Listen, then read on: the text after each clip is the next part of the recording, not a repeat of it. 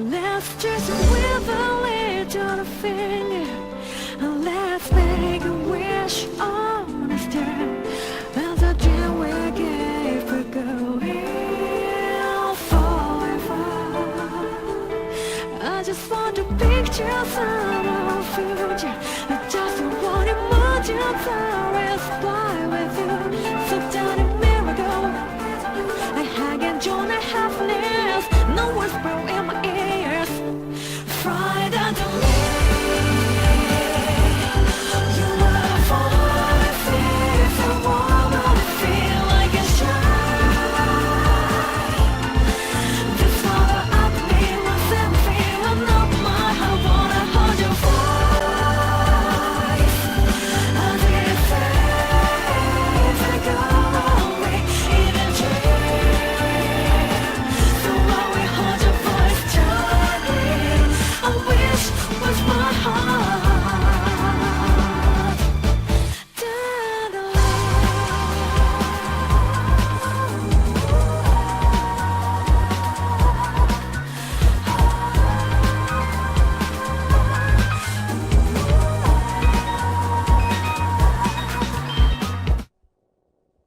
Hey everyone, it's Overjod, and welcome to my newest... Well, it's not really a Let's Play, this one's more of a commentary that I'm doing in post-production. It's Rune Factory, a fantasy harvest moon.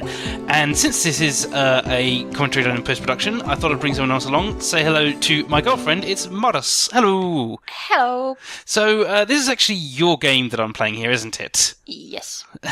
And in general, I mean, Rune Factory is basically a fantasy... Well, the tagline is a fantasy harvest moon. Basically, it's kind of like Harvest Moon, made by the same people, obviously, otherwise they wouldn't be able to use it in the tagline.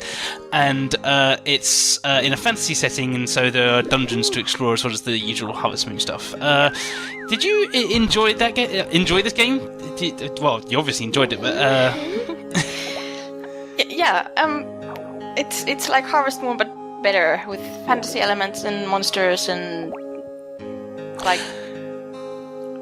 Yeah, other stuff. I was going to ask, because I've not actually played a regular Harvest Moon game. I've only really played this one. In Harvest Moon, there are other things you can do in here, like crafting and so on. I won't get into the details until we get there, but things like the cooking, is that something you can do in Harvest Moon, or is that only really in this? Yeah, I think cooking was one of the few things you could do in the ones I've played. Cooking Okay. and all the marriage stuff and... gathering things from the forest. I Farming. see. Yeah. Because, like in Harvest Moon, you can get married in this game, and we will be getting to that eventually, not just yet. And there's plenty of girls in the town. There's a town right next to your farm that you can get married to. This is one of the girls. We won't be marrying her because she's a ditz. We have just walked up to her. We have been going for days, our character says, without food or water. And what's the first thing she gives us? She gives us farming tools. So, I don't think she's the right candidate for marriage. What do you think? No, not really wife material. So, here we are inputting our name. It's not quite long enough to fit my whole name in. I don't quite understand why it only gives you 6 characters for your name, but it does. So, Ogba it is. Just like YouTube makes me use 2 names, I'm going to have to use a shortened name here as well.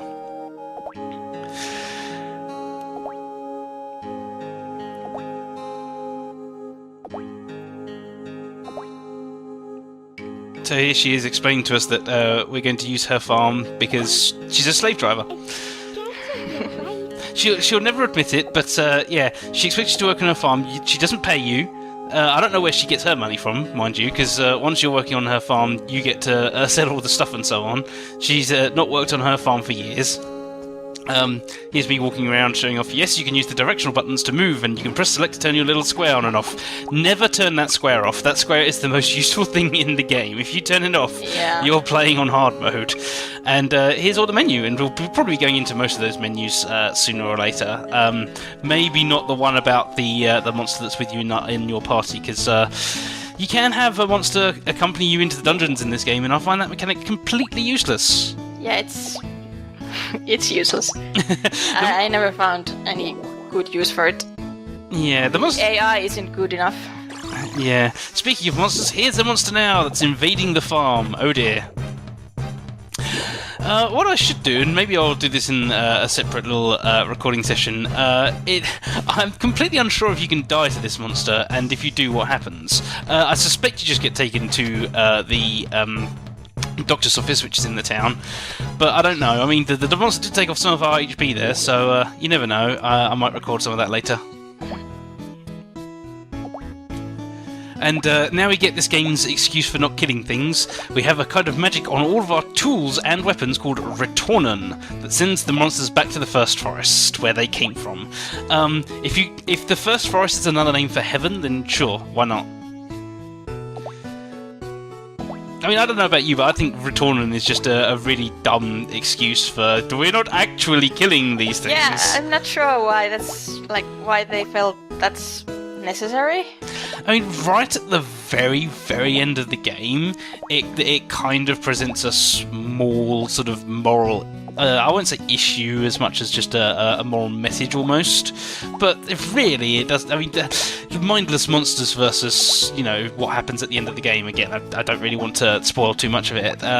It's kind of just, you don't need the Retornen mechanic really to have that same issue, I think. So it's a little bit weird. And now here we go, Mist on her slave-driving ways is telling us we have potential for farming. It's like we defeated a monster with a farming tool and suddenly we have potential. We learn later on from the other characters in the town, she's a scam artist. I may be joking when I say she's a slave driver, but she's certainly a scam artist. Apparently she tells anyone who comes through that they have potential and they should work on the farm.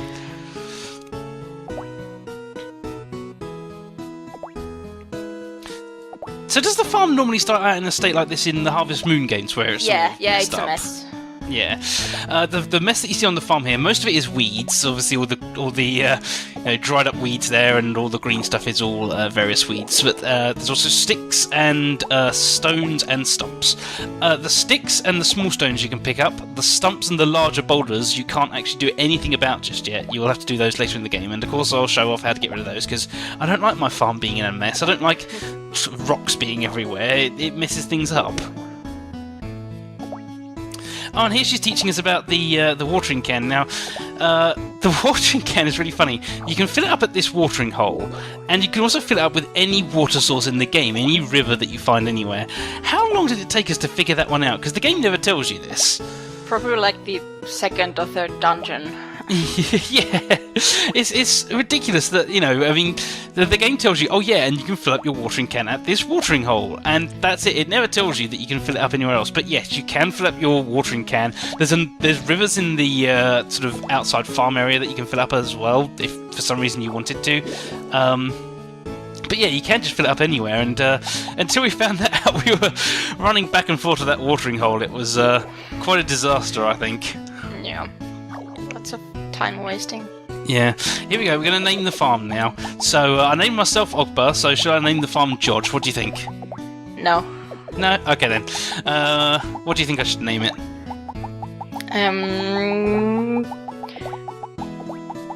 Awesome. Yeah, that's an awesome choice. We will never see that name of that farm again except in menus. I don't know why it makes you name it. I assume again in Harvest Moon you name the farm and it's naming stuff is fun, so yeah, I suppose. It's awesome farm. So here we go, clearing up the farm. These small rocks, I don't know why I chucked that one out. You should probably just at the very start of the game, picking things up and putting them in your backpack. Good idea. And here we go, clear the farm, and thankfully for you, the farm is now clear. It's most of the mundane farm work I'm going to skip in this. You really don't want to see, 3-minute sections at a time of me picking things up from a farm or watering seeds and so on. It's not interesting, and that's the reason I decided to do this as a sort of after the fact commentary. So this box here is the shipping box, and obviously we don't get this explained to us yet, but we've played the game before, so we know what we're doing. Anything that gets put into this box by 5 PM on any day that's not holiday, it's a 6-day week in this game, Monday through Friday, and then for the weekend it's just one day that they call holiday. If you put it in there by 5 PM on a weekday, it will be picked up at 5 PM and instantly you'll just get money for whatever's in there. So basically it's your selling mechanic. You can sell to shops individually as well, but it's much easier to just dump stuff in the box when you can. Yeah. It's really convenient actually, I found. Yeah, I wish there was a box like that in real life.